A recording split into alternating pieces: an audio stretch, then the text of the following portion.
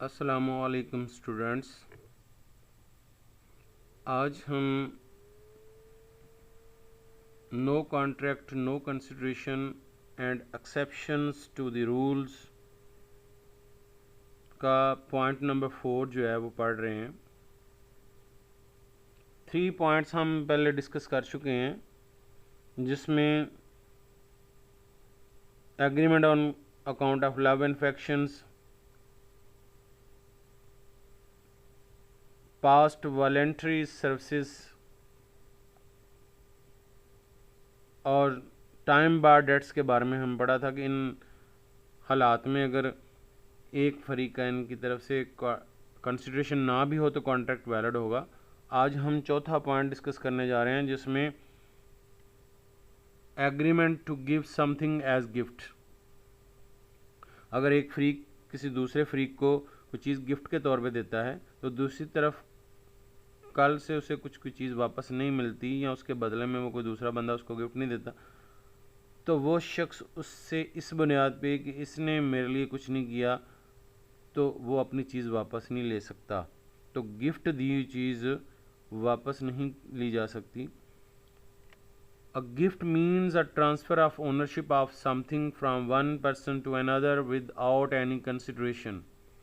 The person who transfer ownership right is called a donor, and to whom it is transferred is called donee.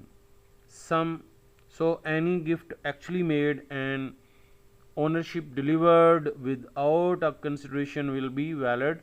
For this exceptions, there is no need of natural love and affections between the donor and donee.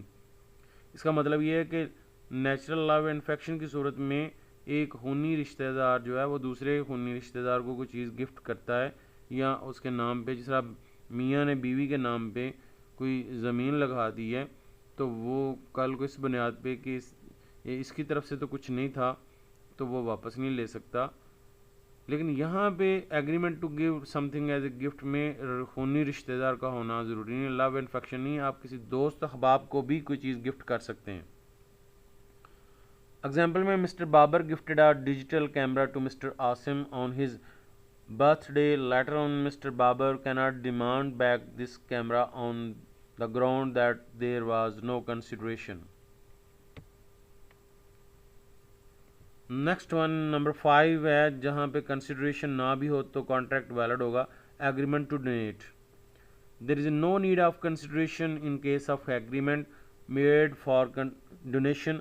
However, the party to whom the promise is made has incurred some expenditure is entitled to recover such amount from promiser. Example में ज़रा देखते हैं तो बात clear होती है। Mister Ali promise to donate 2 lakh to United Welfare Society Pakistan for the construction of hospital. The society, on the faith of promise made by Mr. Ali, entered in a contract with ABC Construction Company. Later on, Mr. Ali refused to pay due to lack of consideration. The society filed a suit against Mr. Ali. It was held that Mr. Ali is liable to pay the amount because society suffered a loss on the basis of promise. इसका मतलब ये है कि एक और example लेते हैं कि आप एक मस्जिद में जाते हैं, वहाँ पे ऐलान करते हैं कि मैं 1 लाख रुपया चंदा दूंगा, मस्जिद आप स्टार्ट करें, और आपके कहने पे उन्होंने कंस्ट्रक्शन का काम शुरू किया है और 10,000 रुपया किसी को दे दिया है, ईंटों वालों को दे दिया, ईंटें आ गई हैं, तो उस अमाउंट तक, जितनी अमाउंट वो उन्होंने इंकर की है, उस हद तक आप लाइबल होंगे। इट्स मीन के अब आप इनकार नहीं कर सकते। लेकिन अगर उन्होंने कोई लॉस इंकर ना किया होता, कोई चीज़ ना ख़रीदी होती, तो आप जाके कह सकते थे कि भाई मैं पेमेंट नहीं करूँगा। लेकिन अगर आपके बिहाफ पे उन्होंने आपके कहने पे कोई चीज़ ख़रीद ली है तो अब आपको वो पेमेंट करनी होगी। नेक्स्ट वन है एग्रीमेंट फॉर रिमिशन, माफ़ी दे देना, कोई ऐसा मुआहदा जिसमें किसी को कोई माफ़ कर देना। Remission means to give up और abandon some part of claim. If the promisee creditor जो है जिसने पैसे लेने हैं made an agreement with promisor to give up an part of his claim, there is no need of consideration in that case. A owes B 10,000 B agree to accept 7,000 in full satisfaction of the debt, the whole debt is discharge. तो ऐसा कोई agreement कर ले तो उसके लिए consideration का होना ज़रूरी नहीं है। नेक्स्ट वन है agreement for extension of time. बाज़ एग्रीमेंट ऐसे होते हैं जहाँ पे आपने जो कॉन्ट्रैक्ट मुकम्मल करना है वहाँ पे असेंशियल या कोर पार्ट जो उसका होता है वो होता है टाइम के अंदर पूरा करना होता है उस प्रॉमिस को। तो लेकिन अगर वो टाइम पे पूरा नहीं हुआ तो आप उसको टाइम एक्सटेंड कर दें, तो नया एग्रीमेंट कर दें, तो इस सूरत में भी कंसिडरेशन ना भी हो तो कॉन्ट्रैक्ट वैलिड कंसिडर किया जाएगा। If one party give some relaxation in term of time to other party for the performance of contract need not to be supported by consideration. A enter into contract with B. A promised to pay rupees 1 lakh and B promised to construct the house within period of 2 months. Later on, B requests to A to extend the time period for the completion of work, which A accept. It is a valid agreement. Next one है number 8 पे agreement for creation of agency.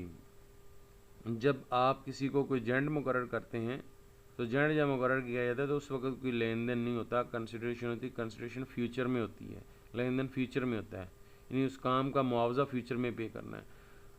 तो अब अगर ऐसा agreement जो agent और मालिक के दरमियान होता है उसके लिए भी कंसिडरेशन की ज़रूरत नहीं होती, वो वैलिड होता है।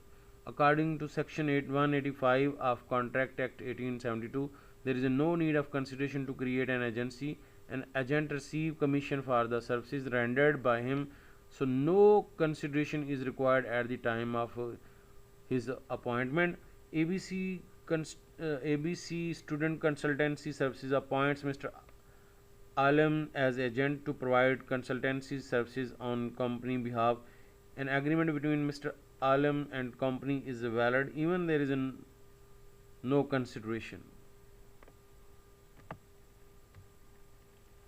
तो ये था हमारा टॉपिक कि हमने देखा है कि कौन से हालात होते हैं जहाँ पे कंसिडरेशन ना भी हो तो कॉन्ट्रैक्ट वैलिड होगा।